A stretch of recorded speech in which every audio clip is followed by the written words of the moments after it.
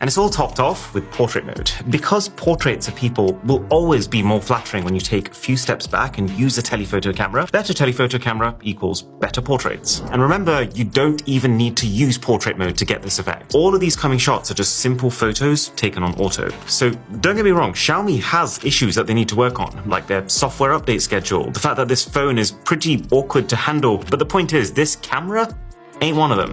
You know what they need to do next? They need to give this telephoto camera a really short minimum focusing distance so that it could also become your macro camera too. That would be next level. But yeah, that's the key cool thing about the Xiaomi 15 Ultra. And then there's just little AI tidbits like AI Expand that I would say works just as well as Samsung's generative image editor, which is a compliment. Plus AI Sky, which I've always thought was a cool feature, and now I guess thanks to more intelligent processing, it's also a pretty powerful feature. I could totally see how if you were listing your house for sale and you wanted a sunny shot to sell it, then this is a way more reliable way of guaranteeing it as opposed to waiting for one.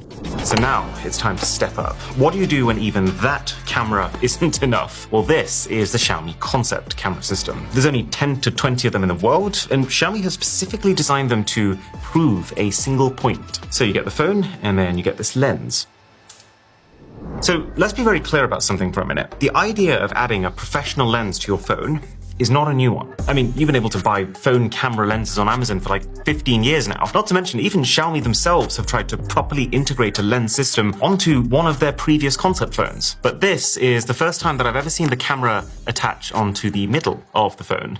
There's a reason. So the issue with what's been done for years now is that it doesn't really matter how great the lens that you make is. If you're putting that lens on top of a phone-sized camera sensor, there's a limit to how good it's going to be. There's a limit to how much light it's going to be able to process. There's a limit to detail. Because while the lens can absolutely direct the light, ultimately, it's the camera sensor that's recording that light and turning it into the end photo. So what Xiaomi's decided is, if you actually wanted to avoid all bottlenecks, if you actually wanted to make a phone capable of big camera photography, then you really need to create both an external lens and an external sensor. So this might look like it's just a lens, but this is actually a full system designed in-house by Xiaomi that contains both. Think of this like an entire camera, just without a screen. And you might have the same initial reaction that I had to this, which is, why would you do that? Look at this phone. It already has its own full set of internal cameras here. Why on earth would you ignore all of that and stick this entirely separate new camera on top? At that point, like, what is this even for? Well, this is where the magic happens. So the lens snaps onto place on the back of the phone with some very strong magnets. But this isn't just to like hold it in place so that you can pair the two via Bluetooth. There's actually two very tiny little pins on this to create, and this is absolutely pivotal, an instant hardware connection. This is actually a brand new piece of tech that Xiaomi is calling LaserLink. They've developed it specifically for this phone. And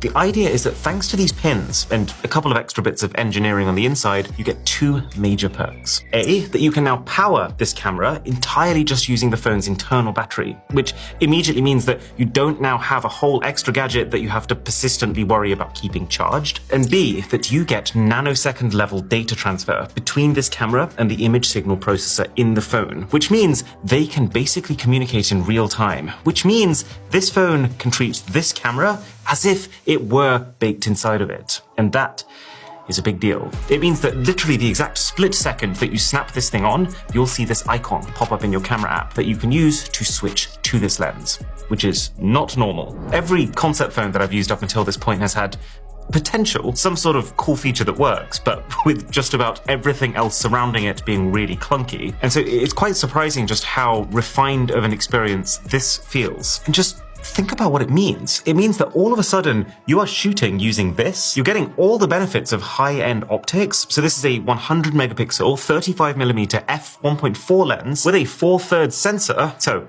in English, that's basically extreme resolution with a sensor that is twice the size of the biggest sensors on any smartphone to take advantage of that resolution. And with a pro-level lens that's built similarly to the way a smartphone's lens is built, just with enough space to actually execute it properly. And you can have that all with the intelligent AI software processing that's been being optimized on smartphones for like the last 15 years plus. It means that you get smartphone features, like I can still use things like live motion photos like AI face beautification or even portrait mode if I wanted to add even more background blur, none of which you would get on a normal DSLR camera. You never need to charge this camera. There's no separate SD cards or like separate apps that you need to install to manage the footage